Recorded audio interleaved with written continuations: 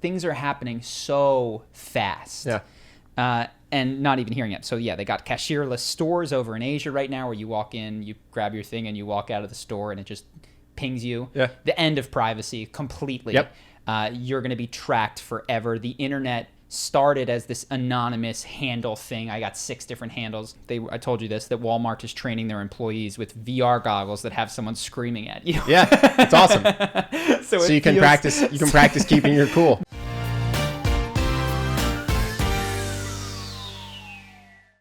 Welcome to episode 31. We're back after Thanksgiving. How are you doing? I'm doing great, man. How are Let's you doing? hop right into it. Yeah. We have a lot to say. We haven't talked This for one's gonna a run. week. This one's gonna run long. So we've seen each other a lot over the last Uh-huh. week, and every time I brought something up, you're like, "Bop. Podcast. So this is all kind of a week old. You had a lot, so let's start with some of your topics. Well, my first thing was, how was your Thanksgiving? That was my first topic. It was fine. It was, went home, same old family stuff. A lot of what I wrote down is based on Thanksgiving. So the one thing that occurred to me was my grandma was there. She's 92, and just I watched her be old, and it's man, if that hit you all at once, if you were just trapped in your own body, I don't think many people would stick around. I think you'd be, I'm not going to put up with this. Yeah. Yeah, you boil the frog. Yeah. Your physical and mental faculties decline slow enough that you're not miserable with them. Well, the thing with her is her mental faculties appear to be completely there, but she can't hear what's going on very often in conversations, and but her brain is, as far as I can tell, sharp. That's actually best case scenario, I think. Yeah? I'd rather have my body break down than my brain. It's either way. It seemed hard, and then I watched I don't recommend it, Martin Scorsese's thing on Netflix. What was it?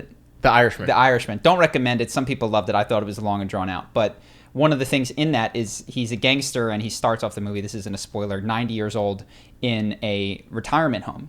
And the feds come, and they don't even try to lock him up. And I was like, that's so true. Because when you see someone who's caged in their own body, you just like forgive all of their crimes. What could I possibly do to you that Father Time hasn't already done?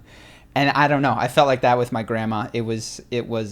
She's not like miserable or anything, but it seemed scary. Yeah. I don't know if you have any fears of getting old, but I think I just adopted one. Nice. After this Thanksgiving. Always good to add a new anxiety to the list.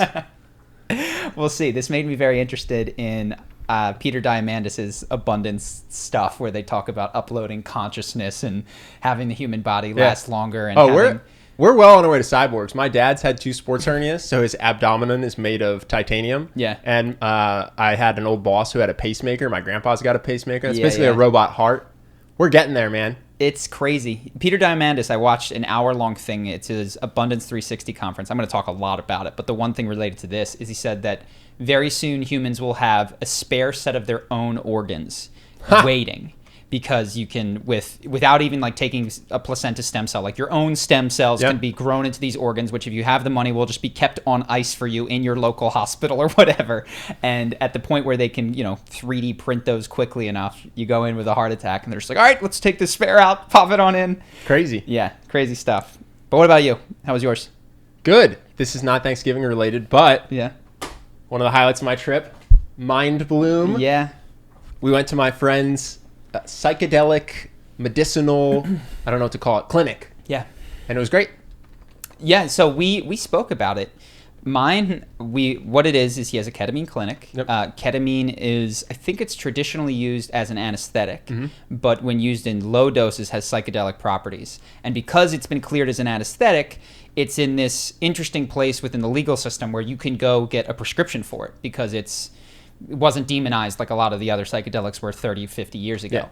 And so you can go in, get a prescription, and take an hour and have a psychedelic experience that is intended to treat depression and anxiety, though they're also trying to get it cleared for just general mental tune-ups and cognitive potentially enhancement. PTSD. And it's nice because what has been cleared by the FDA is 10 times the dose. Yeah. So even though this is an off-label use, I felt very comfortable because if it were surgery or a dental surgery or something, I would take 4 grams. Instead I was taking 400 milligrams. So I felt comfortable. It was safe. Do you feel lasting impacts of yours? I don't know. I really liked my experience. Yeah. It was the first, mine was so cliche. It was every woo-woo psychedelic takeaway that everyone has. But it was the first experience I would say that was like heart opening. Yeah. I think as a human, I'm just standard human selfishness, not more so, but definitely not less so. And so I think about things from my perspective, what's good for me, growing the business for myself. And this was an extreme experience of empathy. Yeah. Where I was really thinking about other people exactly as if they were me. So if I reflected on an employee, their happiness and my happiness were tied. Yeah. If that makes sense. Which was great for me. That was a shattering thing because I want them to be happy. But push comes to shove. Yeah. I look out for my own happiness. And then the empathy extended to people who weren't employees, people who I have bad relationships with. So the whole thing was just a very interesting look into how one can perceive things. So I thought it was great. Have you carried it, do you feel like, forward? Or how much of that, if that experience was 100 out of 100 or whatever, how much do you feel like you've taken with you? Too soon to say. I think one thing I learned from Landmark Forum, don't call your victories until you've played them out. Because the day after that, I was like, woo! And then my life was totally unchanged. Self-love complete. Yeah. So I would say for my Mindbloom experience, the jury is out because I think the proof's in the pudding. And it's a 4 treatment thing. Yes. So they send you home and it's literally a prescription bottle with 4 treatments. You're supposed to do approximately 1 a week on your own time in your own house because it's fairly light of an experience, and then that is at least 1 round of treatment. Yep. So it'd be calling it early to say 25%. What have you gotten? That's exactly. It's like taking 25% of your antibiotics and being like, I cured it, but I also created a superbug. Exactly. But no, I thought it was great. I really enjoyed it. I liked that it was light. When you sign up for, like, when I recommend ayahuasca, to some extent I have to go, are you ready for a potentially really rough entire weekend? How big is the issue you're trying to solve? Because this could be, time gets warped, and you could experience an eternity of misery for 4 hours of actual time. And this was 1 hour, very pleasant. Yeah. So I felt much more comfortable recommending it to other people. Got it. And because it's legal, I can talk about it on the podcast. So we've mentioned this before, but yeah, we're going to be looking into different places. We're looking into Amsterdam to go for a psilocybin retreat. I think I mentioned Peter Diamandis. I watched his thing. He's got this conference, Abundance 360, and he talks about all the breakthrough technologies. Amazing, inspiring, really exciting stuff. But what's not on there is consciousness. And I do think that's the one critical piece that is missing, because we're about to make leaps forward in terms of psychedelic legality, I think, in the next 2 to 4 years. And a lot of the problems he's going to solve with, like, oh, we have plenty of crops and we don't need people to work because there's robots. But it doesn't necessarily, it solves my belly is hungry, but it doesn't solve I'm selfish, angry, upset, all of the horrible things that humans do to each other in a world that still has abundance. And that's where I do think not just psychedelics, but other consciousness opening things, Vipassana retreats, breath work, all that kind of stuff is useful. So I'm considering actually signing up for his expensive little conference to go hang out. Yeah. One thing I'm excited for, we signed up for Eckhart Tolle's October retreat in Hawaii. Yeah. Hopefully that'll be a non-psychedelic way to work on mindfulness and presence. To just hang out and be in a beautiful area. It is funny that he takes people to Hawaii. Yeah. I was thinking about that. Oh, you have to. I think you have to. To be present in the winters of Chicago is possible. Yeah. But that's full-on monk mode, right? The Buddha could go to the winter in Chicago and be happy. Yeah. Easier for training wheels purposes, go to Hawaii. Yeah, go where hang you can out. Sit without your phone for 3 hours and you watch the birds. I got you. So, do you want to hop in? I've got a handful of things that are all C transitions. Go for it. So, yeah, Peter Diamandis. I think I mentioned this. Uber, operational flying hella things for individuals by 202023. They have released, dude, it's insane. Hover flying. How high do they fly? They look like the Shield hovercrafts, just miniaturized kind of. They've got like 4 propellers and they like tilt like this. Yeah. Above the city. Wow. Yeah, above the city. So yeah, at first I think that's going to make traffic better, but then that concerns me because now you can just crash into each other in the sky and then shrapnel will fall through the... There are no small accidents when you're that high in the air. No, it's true. It's crazy. My uncle, so more somber, my uncle was a Navy helicopter pilot and then came back from service and became an EMT or emergency evac person. So you break your leg in the Grand Canyon, you're definitely going to die out there unless a helicopter gets you. He comes and gets you. And it's such a bummer. 2 emergency life-saving helicopters were going to the same hospital, and whoever was doing the in the hospital guidance just didn't tell them about each other, and they crashed. And when you crash in a car, you're probably going to survive. Yeah. These helicopters crashed. Every person in either helicopter just dead. Of course. So when you have cars like that, at first you're like, oh, this is great because now every 10 feet can be a new traffic lane. Yeah. So the amount of traffic is 10%. But every car accident will be brutally fatal, which is going to be weird. Well, this is the thing. They're going to put human people in there, but that's just for show. That's just to start, because really what they're going to do is have self-driving, autonomous flying transport. You need it, honestly, for the flying car especially. Yeah. And so that's, first couple of years they're predicting that they'll have, manned flights, and it'll be probably more expensive and all that kind of stuff. But very quickly they're moving towards autonomous flying helicopters that will land essentially at these landing pads on top of certain buildings, etc. LA is one of the first cities they're doing it in. Yeah, we need it the most. Yeah. And they got this, it's concept, but it's like, oh my God, this is a concept that they are working on. Yeah. It is crazy, man. So that was one thing.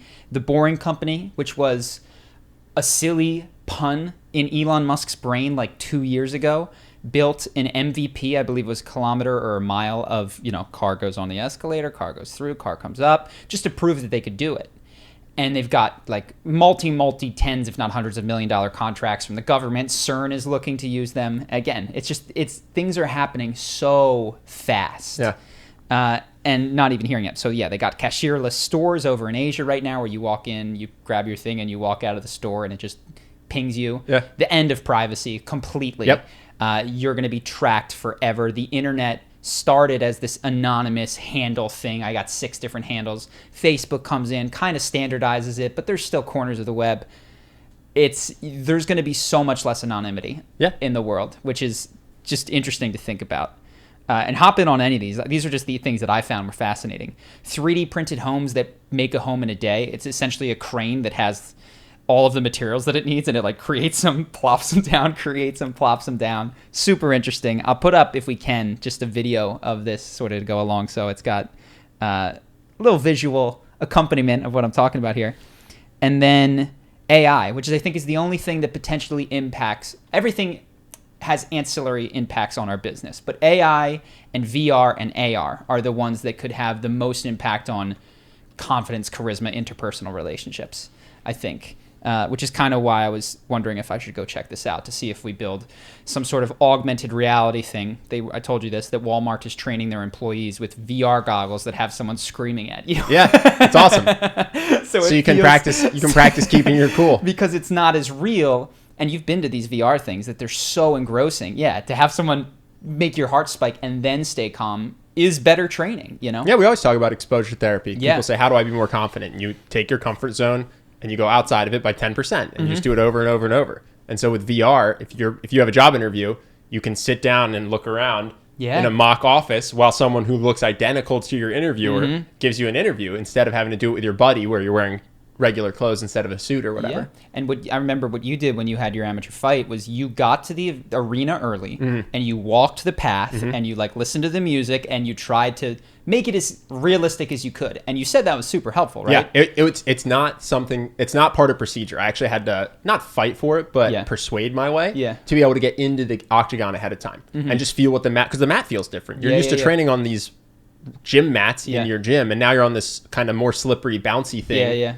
on a stage with hundreds of seats around you. I've never been in a situation like that. So yeah, I didn't want my first time to be when someone was trying to take my head off. So I kind of like schmoozed my way on, and then it made me more comfortable when I actually did the fight. And imagine having the name announced in the crowd and feeling, because I would feel it for sure. They're saying your name, they're announcing it, people are cheering, the guy's looking at you. Yeah. And being able to have that experience 10 times and then do it for real on the 11th and have to fight, but be pretty confident that your adrenaline isn't just going to dump and leave you burned out in a minute and a half. I had a friend, way better fighter than me. I feel no shame in saying that. Yeah.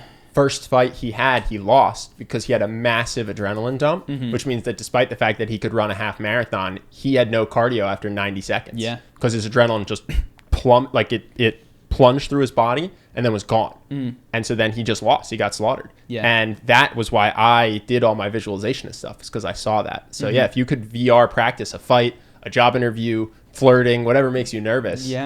That's going to help your performance. Yeah. So all of this stuff, very, very fascinating. It also just made me realize that we're actually fortunate enough to be, our business, Charisma on Command, is not competitive with a lot of other things. And it's not competitive because it was just what we liked, and it wasn't necessarily solving a problem that people were clamoring for. I was thinking this. There's people watching this who are truck drivers or who are cashiers are pissed right now. Or construction workers. Yeah, technology is going to eat up a lot of jobs. And he's actually got a roadmap for like how much time you have given your industry before semi and total replacement. And we're fortunate in that creative jobs tend to last longer, like content. But it's the hardest thing for a robot to do. Not really, though. They're writing content. Like, you've seen the Reddit bots that summarize articles, for instance. Go get 6 different articles. They're very good, and they're not far away from just creating better content. And quite frankly, Should we do that for our content? Just farm it out to AI? Dude, I'm an algorithm. I'm an algorithm. I watch things, and I'm sure I miss things. Yeah. But they're going to be like, dude, his pupils dilated 26%. And that, they're going to be so much better at spotting charisma than I am and explaining how and why it happens. And yeah, I'm done. You know what they don't have that you have, though? Heart. Surely that'll matter. That's surely. Wait. Gumption. No one cares? Gumption. Oh, what? You guys don't watch because of my gumption? So it's going to be an interesting world. Peter Diamandis is a super optimist and thinks it'll be net better, of course. But you mentioned there's going to be absolutely some problems in the short term. There's going to be people out of jobs who don't have incomes, who can't retrain realistically because they're 40, 50 years old and have spent their whole lives in whatever craft that they're in. That's not new to today, though. There were horse groomers that went out of business when there were cars. I think that's just the way technology works is it moves society forward and unfortunately replaces human jobs at every step. Yeah. Now, the question is how fast? And is there a point? This is what Andrew Yang talks about. How fast is it occurring? He says faster than ever, even on a percentage scale. Makes sense. Technology's exponential. Yeah. And when there's 5%, 6%, 7% unemployment, okay, we can handle it. But when it pushes 15, 20, then you get riots and revolution, So that's the question, is how many people are we going to displace and how quickly are we going to be able to retrain or give them the $1,000 freedom dividend? Is that what it's called? So I don't know the answer to that. Peter Diamandis just has a big smile on his face. He's super optimistic. It's going to be fun. It's going to be awesome. I don't know the answer to that question, but I'm intrigued. It made me super excited for... I want to hear about the Thanksgiving conversation you had I had a couple. We haven't talked about yet. I had a couple. So we live in Pennsylvania, it went red I think it went red for Trump. But the point is, it's actually a battleground state. So I have Trump voters on one aunt, and I have diehard Bernie people in my sister's fiance, and so it's fascinating. And I'm a rabble rouser. I like to just get everyone angry. Yeah. So I was listening to whatever radio things like, before you sit down with your family this Thanksgiving, set some ground rules about what topics you won't talk about, politics, religion. I was like, nope. Yeah, you're like the Joker. You just want to see the world burn. Exactly. Yeah. Exactly. So I heard a little bit of Trump stuff from my one aunt, and the conversation got sidetracked. But I did get a chance to talk to the Bernie supporter. And he'd had some drinks at this, so I don't think it accurately represents his view. But what I thought was interesting in both of them, I really do think you're looking at... there are some people out there... let me pause. There are some people out there who genuinely care about policy, who have opinions on... even educated opinions on how particular policies will have first, second, third order effects and why you would want to go in one direction. That was not what I experienced over Thanksgiving with these particular people. And I do think that they're indicative of there's more people like this than there are people who are deeply interested in policy and are interested in switching sides if they find that this policy achieves their goals better. What I had was two partisans who were defined by who they chose to hate. Was the biggest thing. And so I didn't really get into my aunt, but what I've seen is there's the hatred of the snowflake comes from the Trump side. We hate the snowflakes, we hate the, but not always, but like we hate people who take our jobs, which may or may not be immigrants. We hate the moochers is part of it. People who don't produce and complain is a big thing. And then I spoke to this, my sister's fiance, who's a Bernie guy, and who he hates are the billionaires. And it was really interesting because we had conversations, and I was talking to him. I was trying to dive down into what he feels. I said, do you think that billionaires are necessarily bad people? And he said, yes. He said, you cannot have that much money and not be a terrible human being. Wow. Yeah. And big quote. Well, I don't quote him exactly because he might not have said terrible, but he might have said bad, But that was the thrust of what he said, of being a bad person. Yeah. And I thought that was really interesting. And then I said, so, okay, they should give up their money. Now, he was particularly mad at Jeff Bezos. And I said, do you use Amazon? And he said, of course. They got the best stuff. I said, where do you think all of those billions came from? It's from people like you who have chosen, to not support their local mom and pop, to not go out of their way to take a drive, to spend more money in order to buy a more expensive thing that would set them back a little bit more in order. But then Jeff Bezos's $140 billion net worth would be distributed amongst thousands of mom and pops. That's what would happen if no one used Amazon. And what you would argue is that the other side would argue less than $140 billion because he created value is what I tend to believe in that case. I do believe that net it has, and what you can argue whether or not it's gone too fast. Yeah, sure. You're just highlighting that his money comes from you. Yeah. It comes from you. And what there was on both sides was a desire for someone else to change. Right. He wants Jeff Bezos not to have the money, but he wants to be able to use Amazon. Yeah. So he wants Jeff Bezos to invent Amazon, and he wants to not have to go to his mom and pop. He wants Amazon Prime. Well, no, and then he says he would do without Amazon. And it's a very easy thing for him to say. It's like, well, then do without it. Yeah. Be the change you want to see in the world. And, I was like, it's because you have a newer iPhone than I do. Like, and there was this argument, not an argument, it was a discussion, really. It didn't get heated. But everyone, you say this, looks to the right on the bell curve. Yeah. And when he looks at Jeff Bezos, he rightly, in comparison, feels minuscule, small. Like, what could he possibly do? Like, if Jeff Bezos is the 99%, he's just a school teacher, in an inner city, which is a very respectable thing. He chose to work at an inner city school as opposed to working at one that might make more money in the suburbs. Mm-hmm. Really great decision, but he allows himself, because of that, to feel totally poor. Mm-hmm. And it's like, dude, look around the world, look throughout history. You, compared to 99 or 95% of the people on the planet, are extremely wealthy. Mm-hmm. And when you look at Jeff Bezos, the answer you get is there's nothing I can do. I have to buy Amazon if I want to eat. But when you look down to the person who doesn't have enough rice for that day, clearly you can go without in order to make the kinds of positive sacrifices that would improve things for a lot of people. And I think he kind of conceded that point at the end. And I just think when I talk to people about politics or stuff, it really is these personal angers, issues often coming up, not to do with policy, that allow them to feel like victims in the world so that they do not have the responsibility of changing. And I don't say that to mean that you can't, in addition to changing oneself, change the economic policies and tax corporations in a different way. And I'm very interested in arguments for all of that. But I feel that people lose credibility when they don't first try to do something, even minuscule, even turning off the lights to save the power if they care about, you know what I mean? Like, do something to prove that you've got skin in the game and that you're not totally as powerless as you believe. So it was an interesting conversation.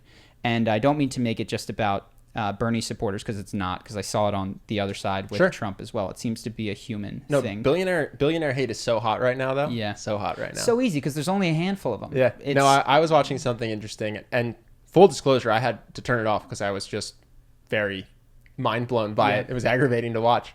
But Hassan Minhaj, he had a show about why the billionaires won't save us. And there was a point he made where there was the founder of GoPro owed $10 million in taxes. And instead of paying it, he donated $500 million of stock to charity. Mm-hmm. And in Hassan's world, that was tax evasion. But to not pay $10 million in taxes, you just have to donate $50 million. Ish, yeah. And so it seemed like it was discrediting this guy's generosity by saying that it was selfish. And I think everything we all do is selfish at the end of the day at a very high level. Mother Teresa did what she did because it made her feel good. Mm-hmm. But it's still pretty impressive that the guy gave away $500 million. Mm-hmm. So, yeah, it's just hot right now to say that billionaires are bad people.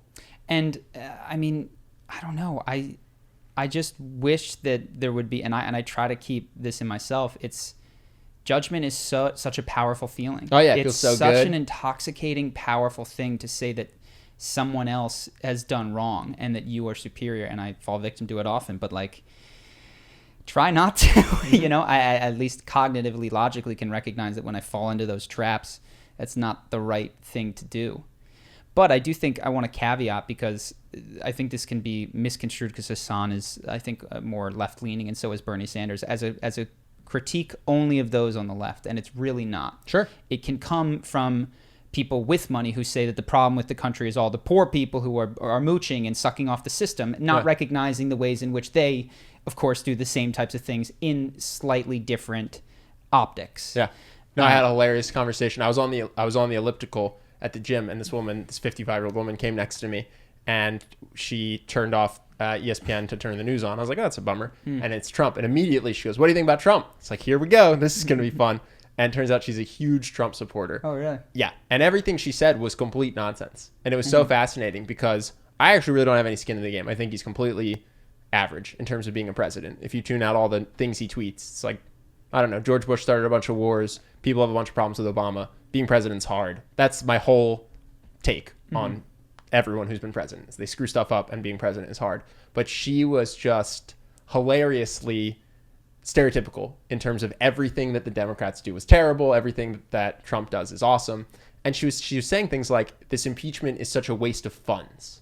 I can't believe the government has to pay for this. Yeah. I was like, well, the government, and I said this, I'm like, it was great because it made the treadmill really fast because it distracted me. I was like, the government has $4.5 trillion of budget. Yeah. How much do you think this impeachment trial is costing? Nothing. Yeah. It's not a waste of funds. Well, it's a waste of focus. Do you think that these government officials do good things with their time? You said that they're all idiots. Yeah. Isn't this great that it takes their focus and puts it on something that's meaningless since you think they're idiots? Well, yeah, I guess. I just wish Trump would come here to California and get rid of the homeless. Like, wow, there's so many issues with it. It was just hard tangents. Like, I have 100 things about this. Trump's not coming here because California's a blue state, so he's not going to help at all. But what do you mean when you say get rid of the homeless? Like, and then... So these conversations are interesting because what I want to try doing, and I tried with this guy, I don't want to talk about my sister's fiance's personal life, but we got into the root of his emotional anger, which is very personal to him. And I wanted to start doing that and ask, like, well, tell me about the homeless. What is the problem with the homeless? And as you go down, you find that someone's sister is a drug addict and they hate, you know what I mean? Like you find these very, very personal reasons for people to claim that they have interest in these broad political policy issues.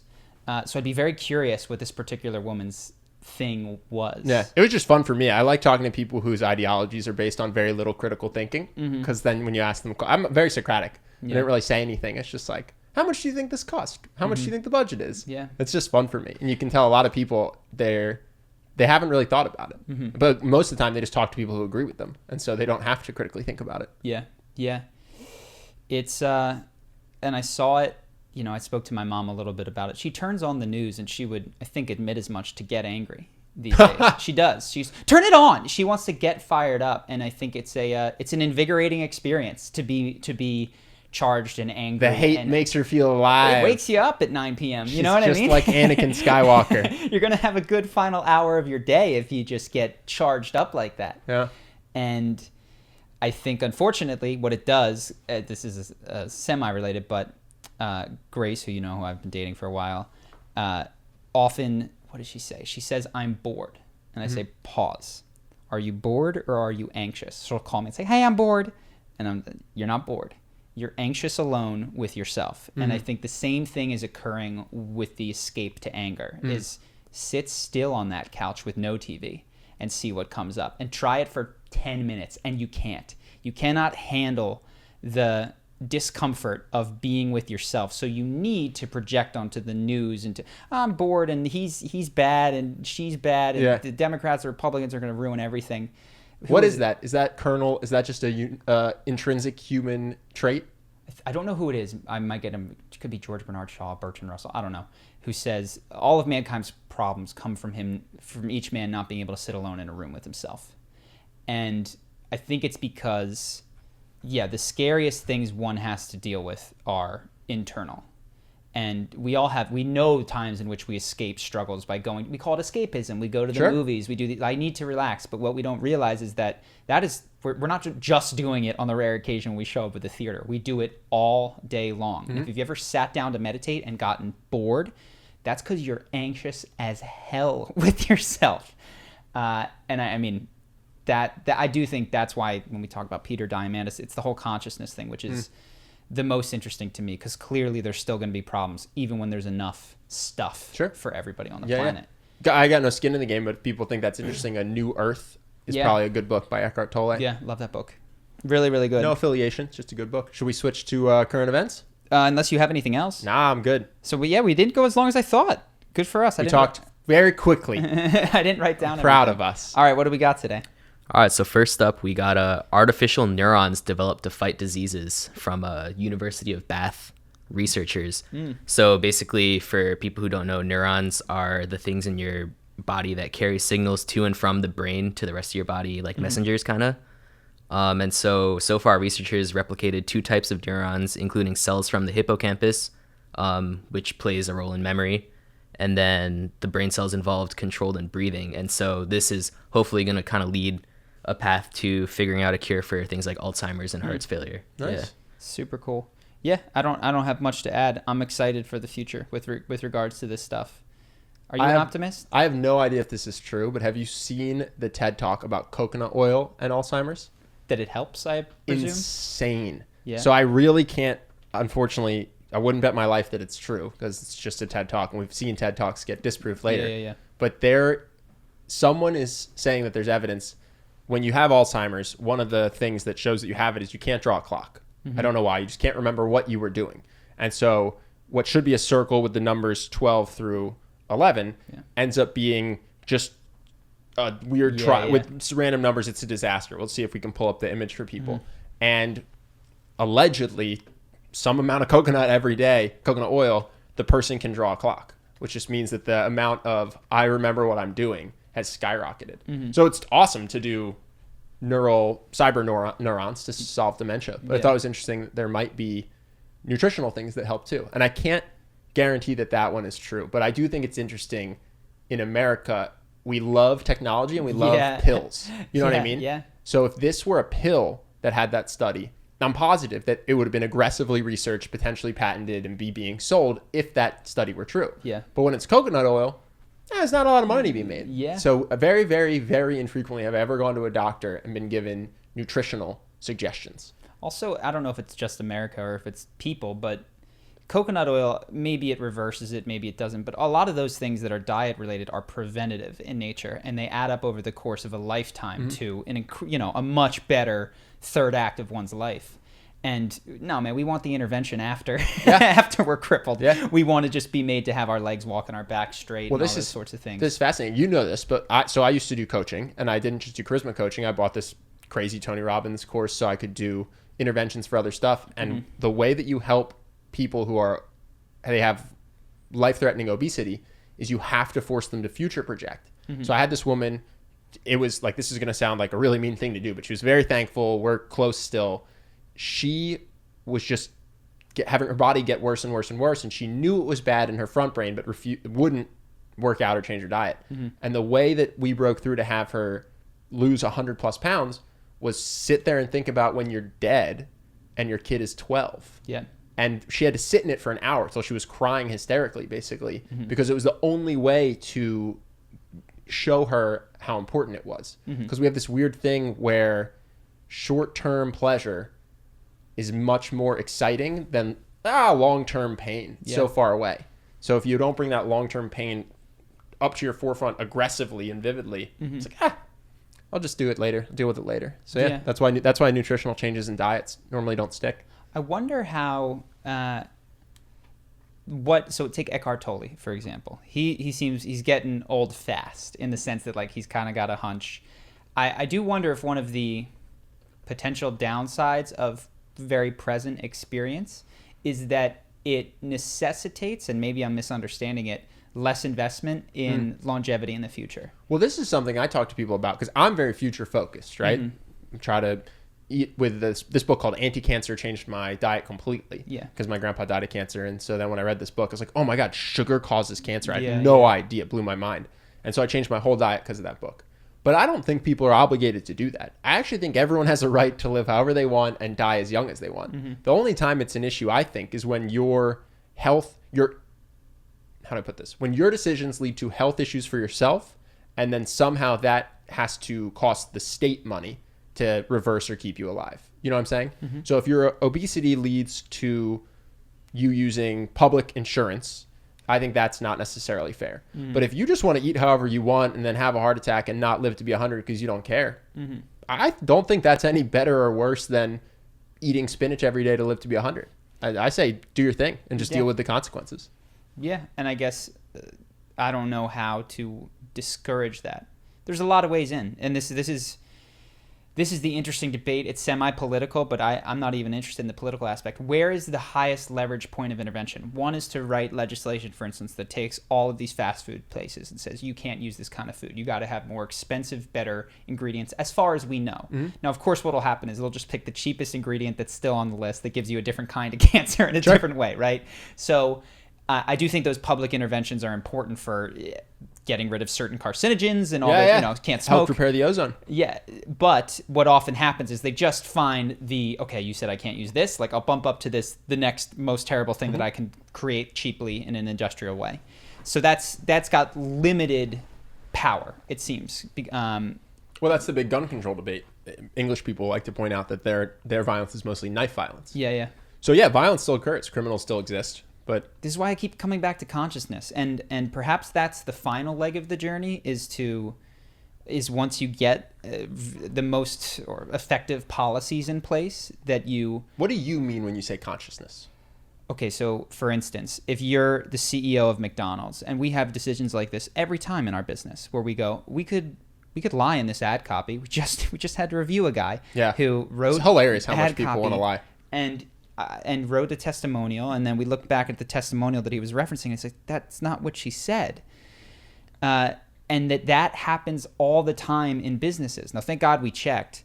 But yeah, that you can lie and earn more money, that you can use ingredients that you believe aren't good for people and earn more money, that you can sell products. In fact, there's entire industries that I would be very skeptical of in terms of the value that they provide in people's lives, as opposed to just creating anxieties that are temporarily relieved by the purchase of said luxury item, right? But here's my thing again. If people thought McDonald's was healthy, that's bad. But if someone walks into a McDonald's and they know this is going to kill me, but I like it, okay.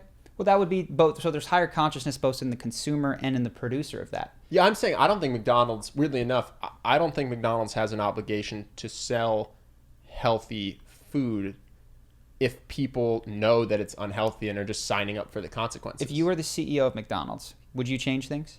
Yeah. This is what I'm saying. They don't have an obligation, but given the fact that you care, you would do it. And I'm not saying there needs to be a legal thing that states that you weirdly, must. I'd probably just source my beef differently. I don't know that I would. My customers are humans with brains. They can do what they want. You know, probably the first change I'd make is not use slaughterhouses that mistreat animals. Okay, you'd be spending you would radically you destroy the business. Yeah. Is what the board of directors get rid of me real fast. But actually, it might be illegal because I'd be failing my fiduciary responsibility. There's a weird legal duty when your company's public, sure, to maximize profits. So, and this is what I mean when I say a higher. This is what people I think generally mean when they say higher consciousness. Is you would go, hey, we can't keep doing this. We can't run a business that is so unethically sourced, run, created, etc. And of course, there's got to be room for free consumer choice. But I'm not going to be involved with providing trash to people that comes at the mass suffering of these animals. And so you're not a good candidate for that. And as more and more people opt out, you know what I mean, have experiences similar to yours that lead them not to do that, there's no one left to be CEO of McDonald's. We need a new organization called Beyond Meat or Impossible Burger or something. No knock to the CEO of McDonald's, who might be a lovely person. I'm sure is. And we definitely are not slandering, libeling, or defaming. I'm sure, and this is the other thing, these people are always, not always, often wonderful to their families, wonderful to their friends, generous in ways, but deeply unaware, as we all are, of the system that they're involved in and what it perpetuates. And so this is why I say that consciousness, that expansion of your moral sphere is the number one thing that I'm interested in terms of bettering human life, not necessarily just the technological breakthroughs, which do make it easy. But as long as people are selfish, they're going to take advantage of themselves and one another. And then, to your point, the person who's choosing to eat McDonald's, if they had a higher degree of consciousness, they probably would try to find other ways to get their sustenance that wasn't necessarily so bad for them. And I'm broadly characterizing McDonald's here. I don't know if all their food is good or terrible or what. Maybe there's a salad on the menu that it isn't terrible for you. We sprinted a very long distance from coconut oil, and I'm proud of us. Yeah, I mean, this is what we do. We bring up news articles that have nothing to do with where we wind up. What's our next inspiration, Justin? I have a question Yeah. for you. I mean, do you think it's their responsibility to, like the CEO of McDonald's, for example, do you think it's their responsibility? Because I would assume what you're saying is at the top, they kind of maybe don't see the impacts of the people like at the bottom who are the consumers. Do you think it's their responsibility to sort of like figure out those ethics? So I think that I try to not judge and recognize that I lived a large part of my life. For instance, one of the things I try not to do is eat meat, right? I've been pretty good about that. But don't think it's a legal responsibility. I do think that as people get older, free up more time, energy, and space, one has a moral responsibility to look at the cost of their way of life and what sacrifices need to be made by animals, the environment, and other people in order to maintain it. And then to say, this is my moral code is, were I born into a different position in this society, a different body, would I want somebody in that position behaving as if they do? Meaning, were I an employee at McDonald's, is the behavior that I'm currently doing as the CEO what I would like that other CEO to do? Or would I like them to redistribute the money a bit more egalitarian? I don't know exactly what it would be, but I do think there's a moral responsibility to question. Yeah, the art is to look at yourself and make decisions for yourself. Because, for instance, I drive to surfing. I could walk an hour and a half. Sure. Instead, I drive a half hour. Well, honestly, I could walk for 2 hours with my surfboard. I drive for a half hour. That burns gas, which goes into the air. So I'm not perfect. I think the only way to be perfect would be to sit alone until you died of starvation. Well, there's a group of people who I don't agree with, but are like, humans just need to die. We all need to kill ourselves. Yeah. Now, weirdly enough, many of them don't kill themselves. Yeah. Instead, they use electricity to write their magnum opus, thus hurting the environment. No, that's my point. Is that we're not perfect, and I'm not saying that everybody has to be perfect. In fact, I'm saying no one can be. So my take is the idea is to reflect on yourself and see where you're doing the most harm that you can stop. How can you just be better and just keep trying to be better? Yeah, just slight incremental improvements. And I think actually life from infancy to adulthood is a series of expansions of your sphere of concern. So when you're an infant, you're like, I don't care what needs to be done to give me what I want or who I'm pissing off on this airplane or who I'm like, I just need what I need. And then you're taught to share. And then, you become an adult and you're taught to provide beyond sharing, like not just take what you have and cut it in half, like go earn and spread more. And then as you become a community leader, your sphere of concern increases.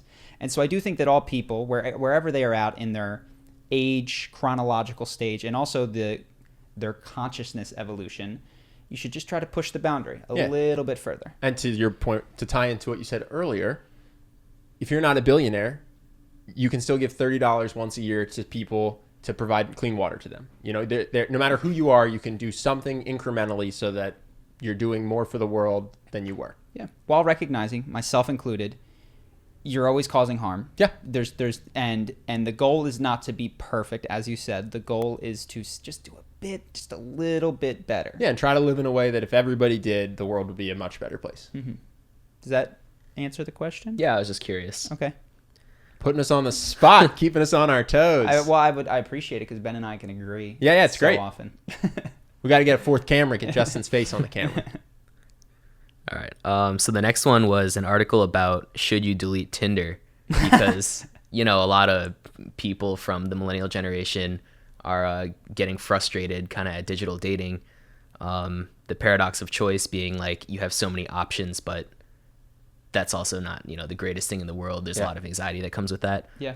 But the part that really caught my eye about the article was them talking about the future of digital dating and how Facebook right now is creating a new dating product that includes options for users to share video or photo based on stories and main feeds from their Facebook account. And then it's going to basically use an algorithm to like decide your chemistry with somebody else. Nice. And then it's going to pair you up. I have to start using Facebook again. Well, so the first part of what you said, I think there's a lot of complainers about Tinder, but I think most people are not too upset about Tinder. Can I say something they're love? Just quietly enjoying it. I love articles like this because they always glorify the past, which makes me giggle. Yeah. I read the article because Justin sent it to me ahead of time. It's like, because of Tinder, we've invented new words like ghosting. Do you think that before Tinder, people didn't ghost? They just didn't ghost on Tinder. They would ghost on text. And before that, they ghost via mail. There was another thing. I forget what it said, but it's just this idea that everything was better before. In this halcyon and now, past, and now things are inventing. It's new trouble because of the Tinder. It's like, who wrote this? This is hilarious. People are stressed about their dating lives because they have too many options. Oh, were they not stressed about their dating lives before Tinder? Before Tinder, we had a dating utopia where no one was stressed. I love it. Cracks me up. I do think that, of course, you get the complainers, but there's so many people on Tinder that don't write or talk about Tinder outside of use of Tinder. It's like they're enjoying the app for what it is. I also think that Tinder is... It's mostly a hookup app, as far as I could tell. Whoa, dude! You know what I mean? For you? No, if you look at the number of people, you go, "How did you meet?" Yeah. You know what I mean? Versus like, what is your Tinder story? It's like you can of course use it for any number. If you're looking for a relationship, you can use go to Hinge. I don't know you could go to eHarmony. You could go to something Christian Mingle, right? And so JDate for those that aren't Christian. Yeah. You can use it for whatever you want. You could be clear about what you're interested in. No, it's great, man. I'm generally team technology. Yeah. Although the one thing I do agree with is the more options might not be the best thing. We talked about this. The key to happiness might be being born in a very small town that you never leave. Yeah. Who knows? Well, I think that how has Tinder affected you? I mean, I live the same life. Before Tinder, I was putting effort into dating by going to bars and talking to women on the street. And now I put less time into dating, actually, but I date as much, maybe a little bit more. Yeah. It's just easier. Yeah. It facilitates what my desires were prior. Mm-hmm. So not dramatically changed. No. I mean, I go to bars less because now instead of going out to meet women at a bar, I just use dating apps to meet them. Any thoughts on the AI side of things? Any thoughts on the virtual meetups on the... Well, I'm going to have to figure out how to game Sorry, not AI, virtual reality. Yeah. AI is a different issue with dating. Well, no, the idea that they're going to use my profile to try to match me, I just have gotten off social media. Yeah. So if that were to happen, I would have to get back onto social media, which is exactly why Facebook is doing it. They're trying to get me back on Facebook. That's such an interesting thing. And of course, I don't know because we'll have to see how this plays out. But do you want to simply only be matched with people that have a high statistical probability of being long-term potential matches, or at least just being interested in whatever you're interested in? Is there a value in the terrible date is the question. I don't know. But it sounds like they're trying to cut those out. Well, you and I have different... Our definition of terrible date would be you go out with someone, you have a conversation, and you don't end up wanting to see them again. There are people who have towards these dates that are not good in time boring investments. dates, let's say. I mean, people have horror stories of dates. Yeah. You know, I don't want to... Well, whatever it is, they're trying to do away with that and have your satisfaction at the end of the date be on the positive side of the scale. Tinder's not. To be clear, Tinder wants you to use Tinder. One of the worst things Tinder could is get all their people on Tinder. If the worst case scenario is they match me with someone who I date exclusively. Yeah. And then I delete Tinder. As long as that happens with a small percentage of people. That's what I'm saying, though. Yeah. If what Tinder was a platform that everybody found someone they married within a month, it'd be valued a lot less. Because it's a subscription business. I pay extra every month just to be able to do less on Tinder basically and get better results. They love that. They want me to be on Tinder for 10 years. The day I get married and delete Tinder, that's a bad day for them. Yeah, but if they knew they could do that at a high level, they would just charge an insane amount of money for the platform and they would make thousands of dollars per guaranteed match. Yeah, but you know what would happen then? Someone would start a hookup app because Tinder would only be for people that want relationships. And so then there'd be a split. You'd have apps for people that wanted to use the AI. Well, there are, right? And then there'd be hookup apps. There are. So don't match me with anyone who doesn't have a tongue ring. Yeah. All right. What else? Okay. No disrespect to tongue rings. They're dope. So save me, Justin. All right. The last one I got is that a Los Angeles veteran police caught fondling dead women's breasts on body cam. So apparently these two cops had responded to a house call about a woman who might potentially be dead. And then one of the cops left the room and then the other guy turned off his body cam. And then he tried to reactivate it, but apparently there's a 2-minute buffer period. So I guess he pushed his luck and then was kind of fondling this dead woman. And then the body cam turned on, after the 2-minute buffers and then it caught him. So the biggest thing here is, okay, that's one weird dude. Why can cops turn off their body cams ever? I don't understand why that is a thing. These things should have no off button. I agree. Like, I guess, what is it? If you go take a pee, maybe? Like, what sort of things? Well, they face forward. They can't see your ass. Yeah. You could wear a cop body cam and piss, and it wouldn't pick it up. I mean, that's the one thing where I can understand the desire, where if you're getting naked or I can understand the desire for privacy. I think we've talked about this. Even if they malfunction, there should be a huge fine to the station. To the police to the station. Yeah. For not not to the police officer. Yeah. But if you're, there was a malfunction, and this person was horribly hurt, but not by the cop, and there's no evidence. It's like, there should be a big fine if your body cam stops working. I want to hear an argument against, because I don't know the argument against, and I'm genuinely interested. Why you should be able to turn them off? Why should you ever turn a body cam off? Like, this should just be evidence against criminals. is what it should be. This should end on occasion. If you're a good police officer, of which there are many, wouldn't you just want all the body cam footage you could possibly have? Because then it protects you from people thinking that you did anything out of line. Now, I also understand, I suppose, a desire. You're sitting in your car, you're talking shit to your friend, you're just, you're gossiping about someone in the station. I don't know, maybe, but even so, just don't, if there's some way to, and I'm sure the legal system kind of has this is irrelevant to the case, we're not going to bring this in, we're not going to try to embarrass this guy where he says he cheated on his wife, in his cop car prior to the alleged incident that he had. And so we're not going to bring that up to silence him, for instance. We're only going to use the relevant stuff.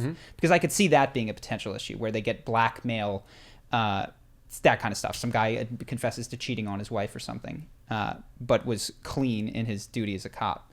But yeah, man, I don't get it. I don't. Please, someone chime in. Tell me why. Tell me why. Why should a police body cam go off ever?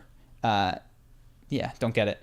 It seems like it would be great if you're just a cop doing your job, because it's collecting evidence for you. So now no one has to take your word, and someone can't lie against you because you got it on footage. Yeah, I don't know. Refs hate it. Small tangent, but NBA refs can have reviews now. Yeah, and it's hilarious because if you are a ref and you make a bad call and a coach challenges it, you just uphold your call 90% of the time. They're still doing it? It's unbelievable. Yeah, because they don't have a third party review it, which is weird because you're being recorded. So weirdly enough, the perception of you would be better if you just said, I got that one wrong. Which happens all the time in the NFL.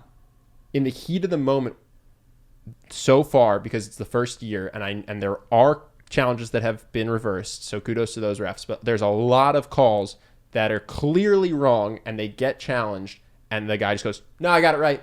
Let's keep going. In the heat of the moment, they're too proud. Well, what's interesting is it seems like we're entering an era where more and more is recorded, and so all the things in the past were you able to be like, no, I didn't fart. Where people were able, I got that call. Dude, right? You stepped out of bounds. Do you mean like when the refs purposefully just went at Allen Iverson, and then it came out later that they were betting on those games? Yeah.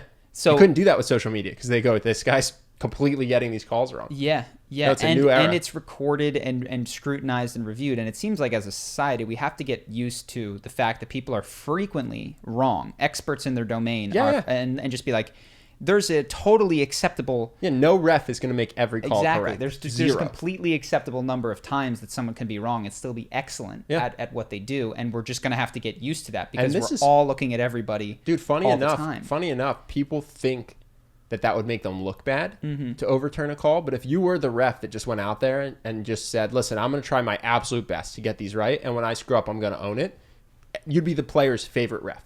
You know what I mean? And I think they're also on the Jumbotron, so they got people just seeing exactly that's what I'm saying. But I bet there's parallels to that in the workplace too. We've had that. We had someone that was trying to cover up mistakes, and it just makes it worse. And the best thing they could have done is just come immediately and just be like, hey, this happened. Here's where I'm at. I'm fixing it. You know what I mean? I think there's parallels to other people's lives too. It's not just if you have a camera recording you at all times. It's often to your benefit to just own your mistakes instead of trying to say they aren't mistakes or hide them. And of course, this doesn't mean that anytime you're a ref and you have to review it, it's try to be fair in the assessment. If you didn't make a mistake, of course. Don't line up and say that you did. You know what I mean? No, just remove the emotion of it. I don't think they're trying in the moment to screw anyone. I think ego gets involved and emotion gets involved. You're being challenged, and people hate being challenged, right? Yeah. Just in general in life. And you immediately get defensive. Your heart rate goes up. Your decision-making gets impaired. This is true not just in official challenges, but when anyone challenges anything you say, really. And I think in the moment, the refs just get heated and their ego gets up, and they're just under duress almost. I'm not trying to excuse them, but I'm saying if they seems like a separate system. If they had a third party that was just sitting in the booth and watched the footage and just went, no, it's not a foul. It doesn't go to the booth? No. That's NFL. No, right? the person that made the call puts on a headset, watches it again, and then reviews their own call. Yeah, they need a booth. They need a... Yeah, because it's human nature. People upstairs. To get heated and defensive. Cool. What else we got? So now we're on fan questions. Fans. Let's do it. So, it's been a minute since we've had these. Yeah, it should be there's 730 questions. Yeah, so this first one's from Alex De La Cruz, and he says he's got a friend who's currently in a really bad spot mentally, and he's having a hard time trying to do a balance of talking to him. So he wants to know, when is it the best time to just listen to what a person with depression has to say, and when is the best to give your actual input? Do you want to start, or would you like me to? It's a tough question. I think we kind of talked about this on another podcast, right? Yeah. Yeah, I would say... Victim mentality type thing we might have talked about, but we can briefly cover it. Yeah. Well, I would just say you can ask them what they need, or they... And again, they don't get infinite license to do this forever, but if somebody is incredibly upset, you can say, hey, listen, do you want me to help you solve this problem, or do you just need somebody to lend you an ear? Because I think unsolicited advice can be very poorly received. So you always want to try to make it become solicited advice. So if someone's complaining to you, you can just say, hey, do you want my advice? Do you want to brainstorm on this, try to come up with a solution? Or right now is what you need to someone who will listen to you. Yeah. And then that will determine your behavior. And if they say, just listen 3, 4, 5 exactly. times, you go, okay, I'm no longer willing to be the emotional. Exactly. Hey, man, it's been 2 months. Every single day we talk about the same thing. It doesn't look like it's getting better. I love you, but I don't really want to talk about this anymore unless you want to problem solve. At which case... Yeah, we could talk about getting you a therapist who, by the way, can listen every week. And we can sit and we can talk, and I'm happy to do it, but we've burned through my ability to just sit here and listen and watch you hurt yourself or make decisions that are bad for you or wallow. I can't be an ear forever. But you wouldn't say that the first time that they say something. You just ask what they need. Sure. And then you're going to end up with somebody who either keeps bringing it up, in which case you have to decide if you want to keep that relationship going, wants to problem solve, in which case you get to help a friend, or you just talk about other things and they can go elsewhere for when they're upset. Cool. I agree. What else? So Corbin says he has a question related to Charisma University. So he's been in the course for a couple weeks, and he's taking it slow, watching one video every couple of days. Interesting. And trying to kind of enact the action guides. But he references what Ben said in a previous episode, where you end up with knowledge on what to do, but without the habits to do it yourself. And so he talks about having a lack of courage to actually go out and apply the things from the videos. I like that question. So I like that question. Yeah, go ahead. So I would be interested in which ones particularly are difficult. I actually asked that, but did he write back? I don't think so. I got on YouTube, I think, and wrote. Yeah, so I'd love to know which ones are difficult, because we do try to build it in a way where they're very easy. I think for most people at the beginning to do a lot of them. So I'm curious what day he's getting hung up on. But scale back and down is my general thing. Any motion forward over accumulated number of days is exactly what we're trying to get in the course, and we definitely tried to make it small steps every day such that most people would do it. But if you're finding, hey, this day to this day is a little bit too much of a leap for me, okay, let's talk about scaling it back. Like, what is the principle that we're talking about putting in place here? Can you do it with someone you know? Can you do it with someone that is low stress? Can you do it with a person that you see all the time? And we often talk about service people in your life, who you order food from, whatever. How can we make this particular action less of a stressful thing and more of like, oh, I can do that easily. I just don't often think about doing that. No, and I think that's in the course, actually, that we often say that. And so maybe there's a sense, which I've seen and probably experienced at some point, of wanting to do the most difficult example and then feeling inadequate when you can't do it. Yeah, right? yeah. So I think that for some things, for instance, with touch, it's like, listen, if the first thing you want to do is touch a friend on the shoulder, that's fine. Eventually you'll work up to high-fiving a stranger when you meet them or hugging a person when you meet them at the bar. Yeah. And there's this sense of, you hear this and you go, oh, that's what real success is. And doing this first easy thing that Charlie said is a cop-out. It doesn't count. We had a guy call in, he said, it doesn't, like, oh, I'm doing these things, but I feel like it doesn't count. Yeah. So, because I think the course does talk about the different gradations, but sometimes we can hold ourselves to the highest standard. So what I would say to this person is, like, it is a success if you do anything that is outside your comfort zone, even if it's a millimeter outside your comfort zone. So push yourself to the extent you're comfortable, weirdly enough. Yeah. Stay The millimeter outside your comfort zone is exactly, I don't normally do this. I wouldn't normally do this, but I can do this. You know, that's what you're looking for. Yeah, you don't have to do the hardest example to count it a victory. Mm-hmm. Cool. Okay, last question from the username Name Here. Name Here? Yeah. Got it. So if you had 2 weeks to live but couldn't tell anyone, what would you do in that time? See a radical change in my behavior.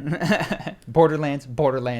No more work. I'd have all the good guns. No, I mean, I think unfortunately I just have the most cliches thing to say ever, which is time with friends and family. Yeah. And, I'd give all my money away to various people, charities or my loved ones or whatever. Mm-hmm.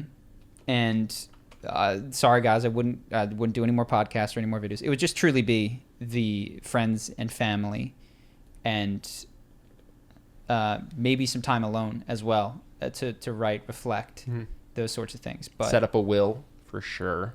Yeah, I care less about that. Who gets your dog, man? I gotta make sure Summer's taken care of. I also don't have as much to give away.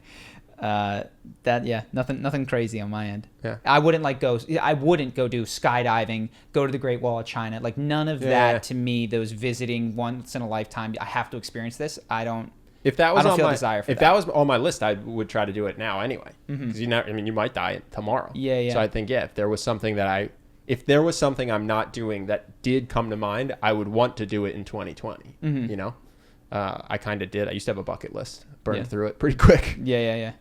You wouldn't give a magnum opus podcast though, where you scripted your like the guy at the last lecture. I'd do a last one. You wouldn't do a last lecture? I'd do a last one, but I would do it in the first day. I wouldn't to save it to the end. I'd be like, you just sit down for a day. You go, okay, I'm gonna die. I can't tell people I'm gonna die. Yeah. But I'm gonna make 30 minutes of. All right, guys, you're not gonna hear from me for a while. I'm taking a break from podcasting. Your magnum opus.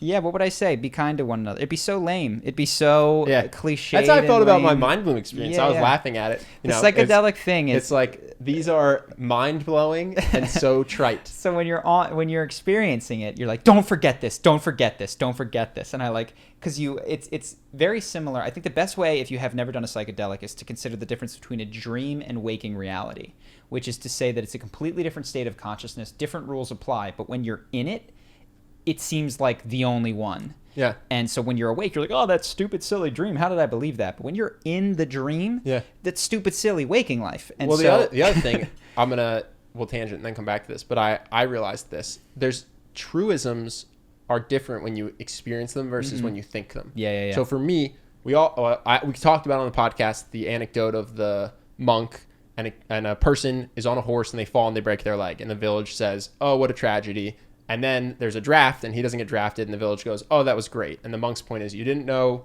that it was good when he broke his leg. It might be bad that he's not drafted. Just don't judge. But I had it in my own life. So I've heard that before. But I was thinking about, why do I care so much about what other people think of me? Oh, it's because I was bullied as a child. And when other people would talk badly about me, it meant not getting invited to parties, not having friends, being picked on, crying. You know, it burned into my head, oh, this is really bad when people don't like you.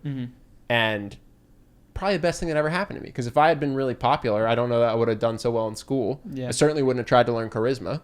And so this whole wonderful life that we've built is the result of being picked on as a kid. But I hadn't tied the two together. So for me, I'd heard the monk story, but it didn't really register. And then I was on psychedelics thinking about my own childhood, and I had that moment, which I think will help me carry the lesson forward into future bad things more than just the story. Yeah. And so funny enough, the Magnum Opus podcast might be a bunch of truisms, but the more you can actually internalize them and feel them and experience them, that's when they're life-changing. Like, we all know things that are true. That love is the answer. We all know them in our front brain. We've all heard the Beatles song. You know? Like, we know it to be the case. But to the extent you can set yourself up with experiential ways to get that into your subconscious, that's when I think they become profound, life-changing beliefs instead of just fun thoughts that are good quotes. Yeah, and so there's a couple of ways, and so I guess on the podcast, the one most available is through storytelling, because storytelling puts you into a trance, and that would be it. But yeah, with the psychedelic thing, I was like, don't forget, and I came back, I was like, oh yeah, it's okay. I don't forget that.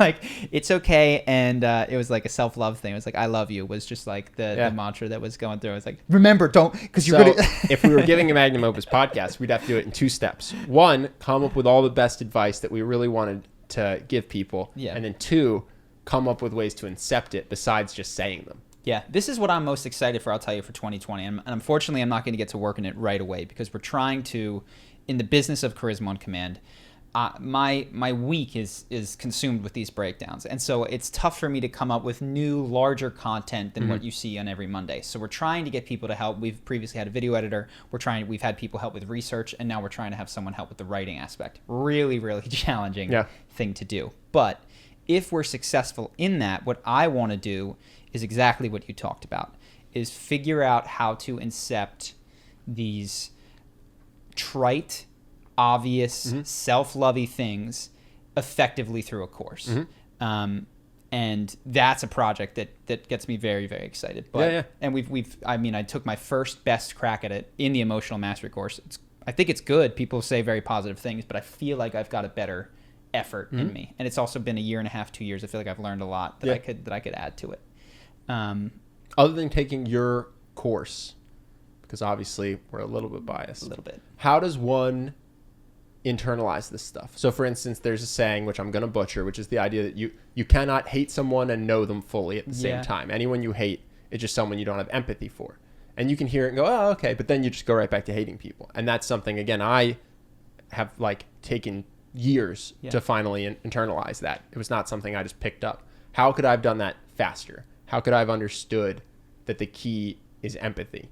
So I think that I'm going to even just without that particular, I'll give you the context and not just the content of it. So I think the context, which is why psychedelics work, is different states of consciousness. So it's not exactly the same, but when you're in a life or death situation and you make it out of it, you often see people undergo these radical, drastic changes. So near-death situations can do this. I mentioned psychedelics. Those can do it. Trance states can do it, meaning storytelling is a light trance state. There's hypnotic suggestion that you can go into. Have you found hypnosis is good for long term? Because I've tried it, and I find hypnosis is great for short term, but doesn't really stick. I've never had, as far as I can tell, well, here's the difference. You're considering hypnosis like you are now feeling very sleepy. But when you listen to Ed Sheeran, that's a trance state. I agree. So I agree. Hypnosis is effective. It definitely is. When you're looking for your wife at 70, where did that come from? These things were repeatedly, and it's not just a one time, but repeatedly hypnotized into you. So if you listen to different music every day, I think that takes you to a trance state that can last. I do agree with that. Number one thing people should take notice of is what are the messages in your media that you consume. And your music is perhaps your storytelling music and TV. Yeah, music and TV. What's the moral of the story? If you are really depressed, I would check what hypnosis you're doing to yourself. I agree with that.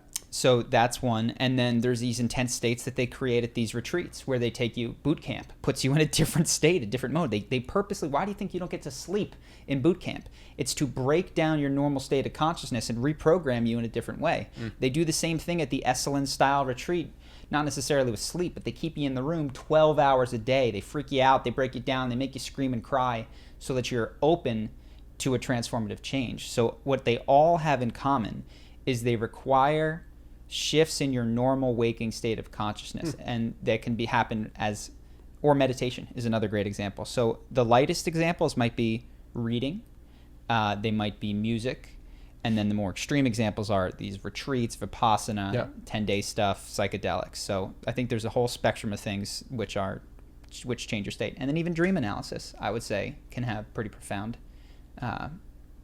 effects. Carl Jung was all about that. Cool. He's the man.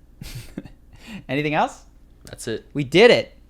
That was a quick one. That was I'm actually proud a pretty of us. quick one, man. We cranked through that. So yeah, guys, happy Thanksgiving. We're back now. What was I going to say? So there's a handful of podcast things. Help us do good. Let us know what you like, what you didn't like. I know that some of the diehards might not like this, but it was advised, and we're considering keeping the episodes shorter, trimming what is considered to be fat by Justin, the editor, and even by Ben and I, to try to keep them to more consumable lengths for new people. If you hate that idea, let us know. If you like that idea, because sometimes you guys kind of ramble. Right now is clearly fat, but I need this. Let us know. Any sort of guidance you have in the topics that you like, the ones that you don't like, this thing is very, very open to change, and we need your feedback. So let us know. Peace. Thanks for watching and listening. And listening.